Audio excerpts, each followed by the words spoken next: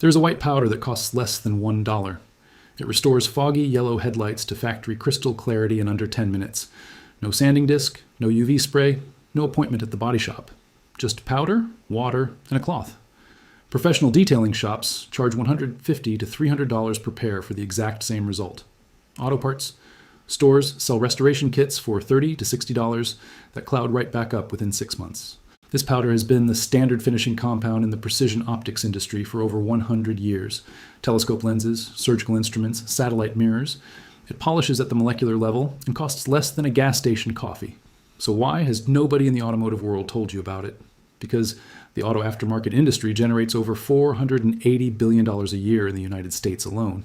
A $1 powder that eliminates repeat shop visits is a direct threat to that entire revenue stream. They did not stop recommending it because it failed. They stopped telling you because it worked too well.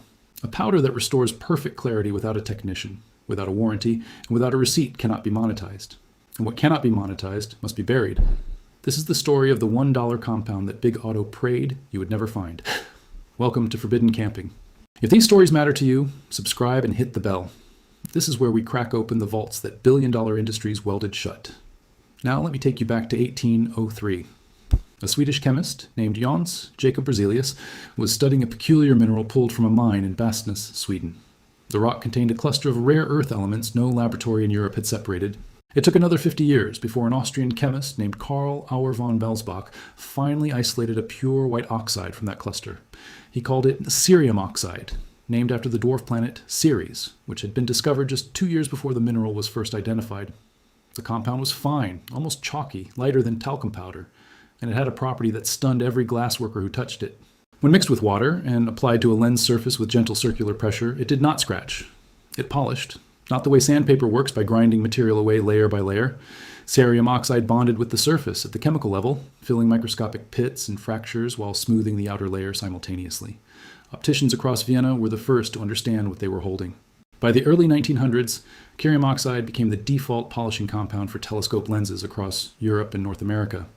The Mount Wilson Observatory in California used it to finish the 100-inch Hooker reflector telescope in 1917. That mirror helped Edwin Hubble prove the universe was expanding. Every major optical laboratory in Germany, England, and Japan adopted cerium oxide as the primary agent for finishing precision glass. Zeiss used it in their legendary camera lenses, and military contractors used it to polish periscope optics on submarines during World War II. Surgeons depended on it for the flawless clarity of operating microscopes. And in 1993, NASA used cerium oxide to finish the corrective optics installed on the Hubble Space Telescope during the first servicing mission. The compound that helped humanity see the edge of the universe costs less than $1 per application. But the automotive industry looked at your foggy headlights and said nothing. Not because cerium oxide does not work on polycarbonate, because it works flawlessly on polycarbonate, and that is exactly the problem. Before we go deeper, I need to stop and tell you something. Everything I just revealed about cerium oxide is only one chapter in a much larger book. I have spent months compiling every technique and every method that corporations across multiple industries have deliberately buried. All of it lives inside the Forbidden Camping Vault. The complete off. Grid Blueprint, a full system for cutting your dependence on the companies that bleed you dry every single month. The 72-hour blackout checklist, the step-by-step survival protocol for when the grid fails and nobody is coming to help. The Forbidden Firecraft Manual, with fire techniques the outdoor industry replaced with $60 gadgets that break on the second use. The Lost Rations Cookbook, with preservation methods that keep food edible for months without a refrigerator and without a single watt of electricity. Plus headlight restoration walkthroughs, rust removal formulas, solar heating blueprints, and over 10 additional guides in one single vault. The link is in the description, and there is a QR code on your screen right now. Go open the vault before we continue. But do not close this video. Stay with me. We are barely past the surface. Now let me ask you a question that the body shop will never answer honestly. Why do your headlights turn yellow and foggy in the first place? Before 1992, most headlights were made of glass. Glass is naturally resistant to ultraviolet radiation. A glass headlight could last the entire lifetime of the vehicle without turning cloudy. Then, the automotive industry switched almost every production line to polycarbonate plastic. The official reason was safety because polycarbonate is lighter and more shatter resistant. But the real reason was cost, because polycarbonate is dramatically cheaper to mold at factory scale. But polycarbonate has a fatal weakness that glass never had. It breaks down under ultraviolet light. The sun attacks the surface of every polycarbonate headlight lens every single day. UV radiation creates a chain reaction called photooxidation that degrades the plastic at the molecular level. Microscopic pits form. The factory UV coating flakes away within 3 to 5 years, and moisture seeps into the fractures, trapping dirt inside. The result is that familiar yellow haze that makes your headlights look 15 years older than your car.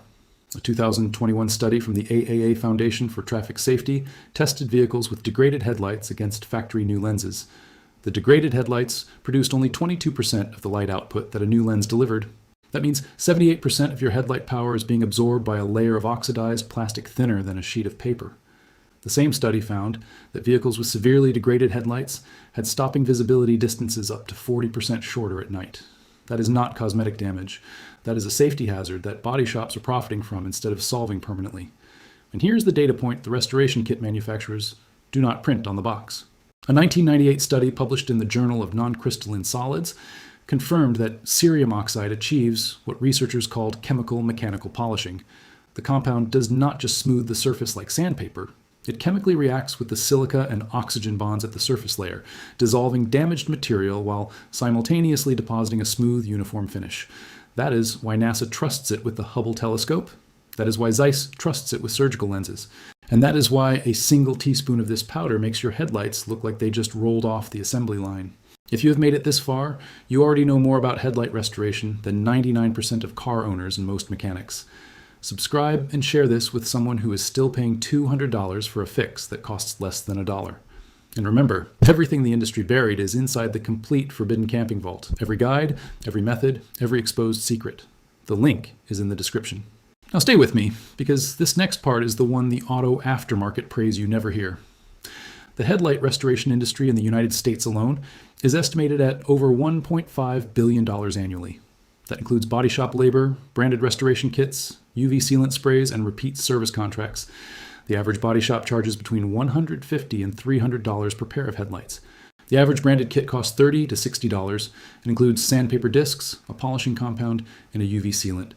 That sealant is the key to the entire scam, because every single kit on the market uses a temporary UV coating that degrades within 3 to 12 months. Now, the manufacturers know this, and they engineer the product to fail on a cycle. A 2018 report from Consumer Reports tested multiple over-the-counter headlight restoration kits. Every single kit showed significant re-hazing within 12 months, some within 6 months. The report concluded that no kit delivered a permanent solution. Now compare that to cerium oxide. A 2006 study published in the journal Wear examined the polishing mechanism of cerium oxide on glass and polymer surfaces. The researchers confirmed that cerium oxide does not merely abrade the surface, but undergoes a tribochemical reaction, where friction triggers a chemical bond that fills microfractures at the molecular level. That is not a coating sitting on top waiting to peel off. That is a structural repair of the surface itself. And that is why a single cerium oxide application outlasts every branded kit on the shelf by years, not months. So why is this compound not sold in every auto parts store next to the motor oil? Here is the math that answers that question. A 50-gram bag of cerium oxide powder costs between $1 and $3 online. That single bag contains enough compound for 8 to 12 full headlight restorations. That means the cost per headlight pair is roughly 15 to 25 cents. 15 cents versus $150 at the body shop. 15 cents versus $40 for a kit that yellows again in 6 months. The profit margin on branded headlight restoration kits exceeds 400%. The profit margin on body shop headlight services exceeds 1,000% when you factor in labor. You cannot build a recurring revenue model on a powder that costs 15 cents and works permanently. You cannot patent cerium oxide because it has been in public domain since the 1800s. You cannot create a subscription service around a single application that never needs repeating. You cannot generate brand loyalty when the customer only buys once and never returns. The entire headlight restoration economy depends on one condition. The customer must not know this powder exists. That is not conspiracy theory, that is supply chain economics. When your fix is permanent and costs nothing, you're not a customer anymore, you are a threat. The same pattern repeats in every industry we have exposed on this channel. The fertilizer companies buried wood ash because you cannot patent fireplace residue. The plumbing industry buried the $1 pipe fix because a permanent seal kills the service call. The auto glass industry buried cerium oxide scratch repair because a flawless windshield means zero replacement revenue. And the headlight restoration industry buried this powder for the exact same reason, not because it does not work, but because it works so well that it destroys the entire business model. Here's exactly what to do. Order cerium oxide powder online. A 50-gram bag is all you need, and it costs between $1 and $3. You also need a small spray bottle filled with clean water, a microfiber cloth, or a foam polishing pad, and masking tape. Step 1, wash the headlight thoroughly with soap and water to remove surface dirt and grime. Step 2, dry the lens completely and apply masking tape around the edges to protect the paint. Step 3, mix 1 tablespoon of cerium oxide powder with 2 tablespoons of water in a small container to create a thin paste. Step 4, apply the paste to the headlight lens using the microfiber cloth or foam pad. Step 5, rub the paste into the lens using firm circular motions for 3 to 5 minutes per headlight. You will see the paste turn from white to yellowish brown as it lifts the oxidation layer off the polycarbonate. Step 6, wipe the residue off with a clean damp cloth and inspect the lens. If any haze remains, apply a second coat and repeat the circular motions for another 2 to 3 minutes. Step 7, once the lens is crystal clear, rinse with water and dry with a clean microfiber towel. For long-term UV protection after polishing, apply a thin coat of automotive clear coat spray or a dedicated UV sealant. This step is optional because cerium oxide itself creates a smoother, more UV-resistant surface than the original factory coating. But if your car sits in direct sunlight 12 months a year, the clear coat adds an extra layer of defense. Total time invested is under 15 minutes for both headlights. Total cost is under $1 if you already have a cloth and a spray bottle. Total result is factory clarity that a body shop would charge you $300 to deliver. A mechanic in Ohio posted a before and after comparison that went viral in an online restoration forum. The left headlight was untreated, yellow, cloudy, almost opaque, and the right headlight had been polished with cerium oxide for 4 minutes. The difference looked like a 20-year time gap on the same vehicle. Commenters who tried it reported identical results, and several noted their headlights stayed clear for over 2 years with zero retreatment. That is the power of a compound the auto industry did not want in your hands. Now let me tell you what this really means. Cerium oxide is not just about headlights. It is a symbol of a much larger pattern. Every time an industry discovers that a cheap, permanent fix exists for a problem they profit from, they bury it. They do not ban it because a ban draws attention. They simply never mention it. They fill the shelf space with branded temporary solutions and train their technicians to recommend the expensive option. And they count on you never searching for the truth. Your grandparents did not have access to $50 restoration kits because they did not need them. Glass headlights lasted a lifetime. The switch to polycarbonate created a problem that did not need to exist. And an industry rose to sell you the cure for a disease they manufactured. That cycle ends when you know what cerium oxide does and share it with every car owner you know. This knowledge did not disappear. It was waiting in mining journals and optical laboratories for over 100 years, waiting for someone to pull it out of the vault and put it in your hands. If this video opened your eyes, subscribe and share it. Every like pushes this past the algorithm that buries it. Every share puts one more driver back in control of their own vehicle. The next vault opens soon, and what the industry hid this time is even worse.